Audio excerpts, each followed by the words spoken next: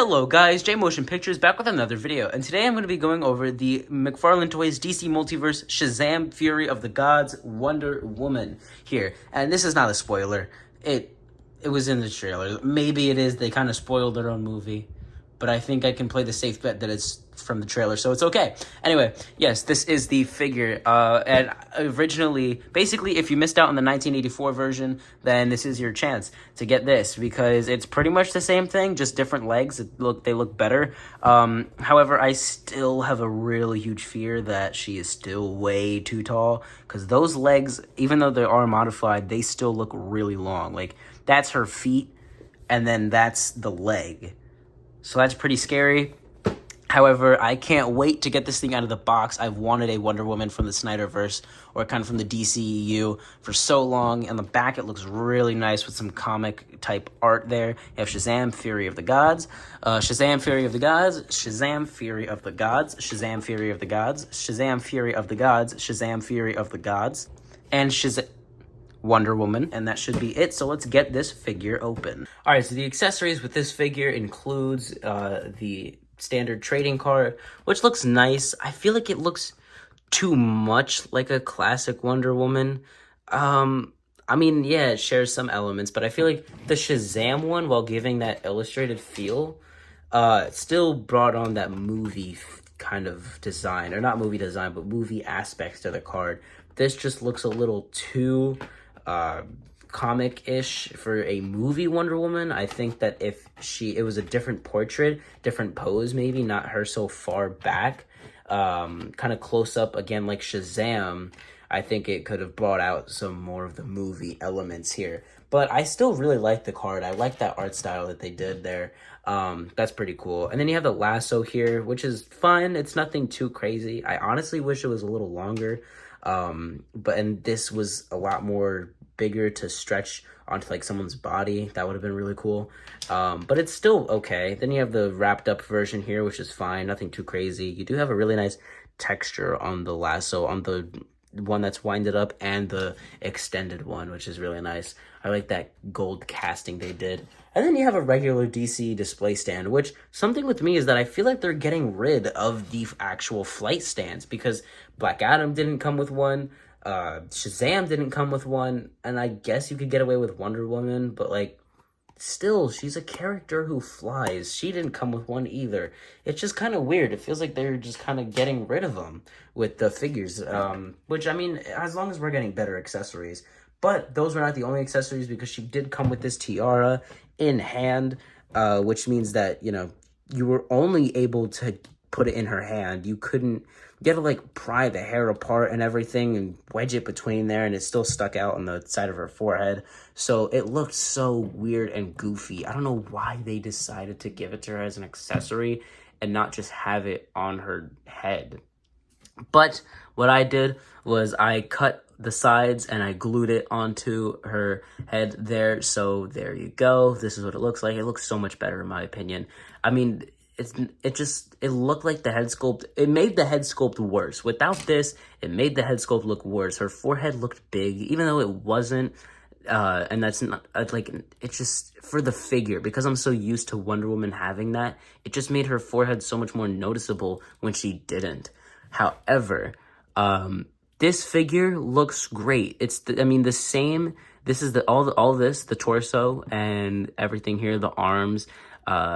Besides the head, the torso and the arms are the same, and I believe the bottom parts of the legs are too, like this second half here. The only difference is that it's just painted differently. The other one had a lot more paint on it. This one's just lacking a lot of it, which I think it's fine. It gives it more of a boots kind of feeling here when it's not painted that skin tone in the ball of the ankle there. It's not bad though. I just wish if it's an upgraded version of the character, then I wish we could have gotten, you know, the same kind of paint detail and onward, you know what I mean? Because it's supposed to be an upgraded version. It's kind of like the upgraded suit that they gave for No Way Home of Spider-Man. It just kind of lacked some things and brought on some other good things. But one of the good things that they put on this figure is the legs, because oh my gosh, they looked so horrible in the other one. People said it didn't look that bad. No, it did. To me, I really did not like that. But here, they made it a lot better, a lot more realistic to an Amazonian. They made them look really great here. She just is a little bow-legged. Like, this is the, this is only how you're gonna be able to close her legs, not much more. It just kind of goes back out. So that's a little weird. It's not horrible. She can still stand properly, of course, but it is one of the little complaints I have. That's not horrible. Moving on to, like, the head sculpt is really great here. The head sculpt looks good. I think it looks like Gal Gadot, or it's Gal Gadot, I'm pretty sure. It's Gal Gadot. It looks like Gal Gadot. I like it. The little hue of red that they have on the cheeks is fine. I think it looks enough like her and where it's good. The hair I really like. I like what they did with that. You can see it's very detailed. And then the torso and everything like that looks good. I really like the vibrant colors, man. They pop. Vibrant colors look so much better on these figures, especially because they're based off of vibrant comic book heroes. It looks so good when it's done like this, man. This is why I love this suit, especially with the red boots. Like, even when it's blurry, it's just so eye-catching, man. It looks really great. Like, that still looks really nice. The color palette that they have was fantastic. You have the silver on the arms, which looks good. I think her arms look good. They look fine, as well as the hands. People were a little upset because they not painted, but they had the flesh tone ball hinge, and then the kind of gloved part of her hand here, which I get, but I think it's fine. It's not a big deal. It just kind of looks like gloves that go around just the hand here. Then you have the arm guards right there, which is good. I think it looks fine. And then, yeah, especially put next to a figure like Shazam, I think it's really good. It looks really nice. You have the more comic accurate suits here, which looks really good. The blue section, the blue waist section, is not glued down like the other one. So if you move the legs, they will go up. This skirt piece here, as you could see, more of the blue crotch piece is showing. So you are going to have to push this back down like that. I don't know how you would glue that, but if you wanted to, I guess you could. But yeah, so I think that's enough on the detailed section. She looks really great. I like it a lot. And then you have the bands on one of the biceps there, which looks good. I think she looks really great. I just noticed that the little cuff it's more noticeable in person. The cuff that they have to hide the range on the arm here, it's not big enough so you can still kind of see it, but it's okay. That's if you're like really trying to examine the figure. You won't notice that if you're just playing or displaying it. But yeah, so it looks really great. Now let's get on to the articulation, which is like basically no upward movement because of the hair. And I don't think it's actually because of the hair. I think it's just because of the way it's made, because I detached the hair before and I glued it back on. But yeah, so doesn't move up that much with or without the hair. And then you have the arm, which moves fully like that. You have perfect double jointed elbows. And even though it reaches like this, you could still, like, it meets the bicep so perfectly that it doesn't actually put on the full movement of that regular hinge, that first hinge there. So you could still take this, move it up more if you wanted to, move it higher like that, and then get that double hinge. So yeah, that's really good for cross kind of body movements or poses when she does that. It's really, really good. You have the movement in the arm here, which moves all around like this with her hair not getting in the way. If I could just move it to the side, that's really good there. And then you have the arm, which only moves up to 90, which I feel like it definitely should move up higher. You have the bicep swivel there too. Then you have the wrist ball hinge there, which is good. And then you have the torso, which actually crunches down a pretty nice amount. I'm really satisfied with that there. And then with the legs, you have the leg kicking up this high, which I really wish it could have kicked up higher. It's kind of like in the middle there, but I wish it could kick up higher. Even if you raise this, it's just the crotch piece itself. It's not this band here, this kind of wraparound. It's actually the crotch piece inside of it. Some people have cut it out or cut it around it to give more articulation. She also doesn't have any thigh swivel, which is really annoying, especially for a figure like this. I don't know, it just kind of feels like it really should. Not necessarily a cut, just a swivel inside that crotch piece there. She only has a little bit of it inward and no out, which is annoying. The double jointed knees work fine. It's a little bit above 90. I wish they could have gone up higher, but it's okay. I mean, yeah, there you go. You can kind of get it like that if you just use a little more use out of that one. It's okay. It's actually not bad. And then you have the perfect splits. Like, wow, perfect. It doesn't look the best because, again, this piece is going up higher, so you can actually see how that's connected. But yeah, perfect splits there, which is really good. Then you get all the thigh swivel, man, come on. But yeah, then you have the ankle articulation, which moves as far down, which isn't really that great, but it moves up okay. Then you have a little bit of that pivot there because of the way the boot is sculpted. And then you have full rotation in it, which is good. And then a small bit of torso articulation. Or not torso, toe articulation. Forgot to mention that the leg kicks back this far, which is really good. Measuring this figure, she stands a little, like a small bit under that 7.5-inch mark. Here she stands next to the DC Rebirth Batman and the DC Snyder Cut 2021 Target exclusive red and blue Superman.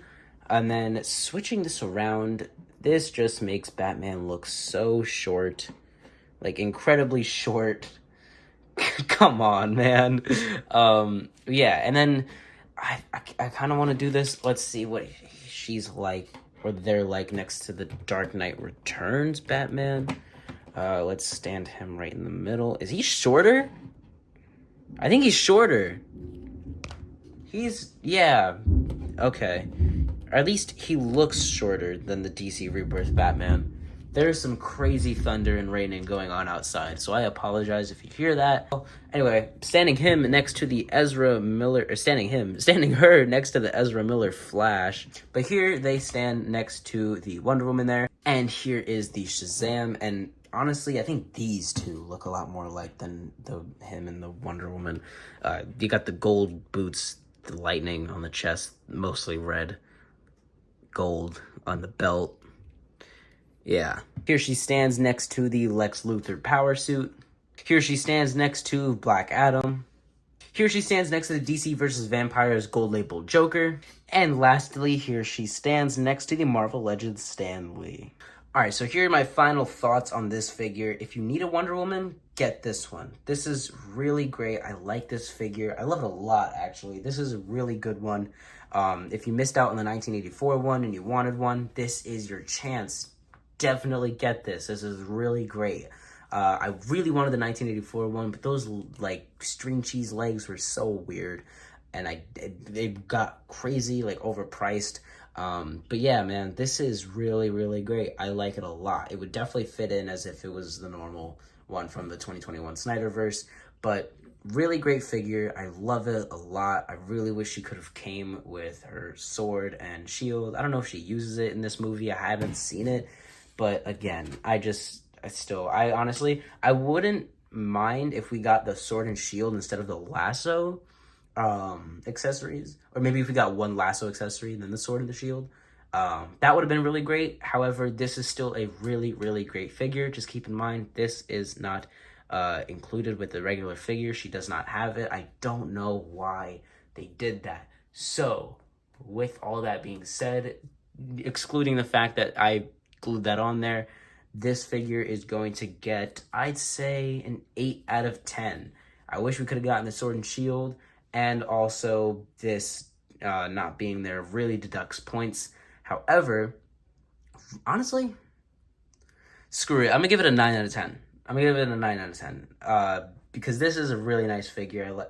No, 8.5. Final answer, 8.5 for this figure. Really great. Still, there's some shortcomings that I don't like about it, but it's a really, really good figure and a lot of fun. So that's going to be it, an 8.5 out of 10.